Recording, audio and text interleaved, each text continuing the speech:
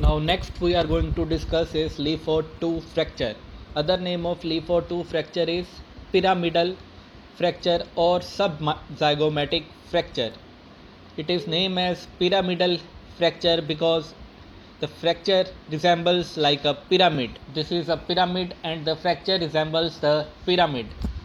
Now a violent force, usually from the anterior direction, sustained by central region of middle third of facial skeleton over area from glabella to alveolar margin, results in fracture of pyramidal shape. Force may be delivered at the level of the nasal bone. Now let us discuss the fracture line.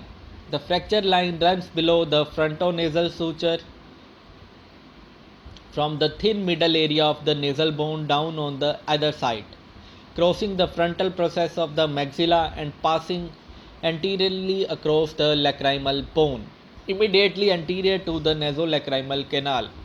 From this, the fracture line passes downward, forward, and laterally crosses the inferior orbital margin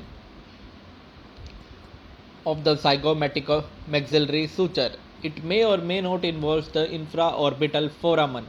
The fracture line now extends downward, forward, and laterally to traverse the lateral wall of antrum, just medial to the zygomatico-maxillary suture line. As similar as Lefort 1 fracture, this fracture line passes beneath the zygomatic buttress, but after that it climbs more abruptly than in former, traversing the turgomaxillary fissure at higher level and fracturing the pterygoid lamellae midway from its base. Now discussing clinical sign and symptoms of Lefort 2 fracture. First is there is edema of the middle third of the face, that is known as moon face or ballooning of the face. So moon face or ballooning of the face is seen in the Lefort 2 fracture.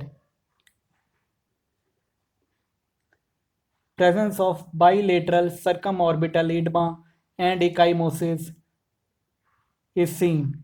Bilateral subconjunctival hemorrhage can be seen.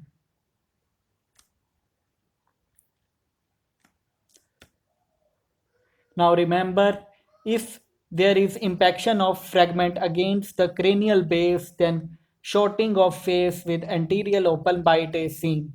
And if there is downward and backward displacement of fragment, then elongation or lengthening of the face is seen with posterior gagging of the occlusion with anterior open bite, that is dish-shaped face.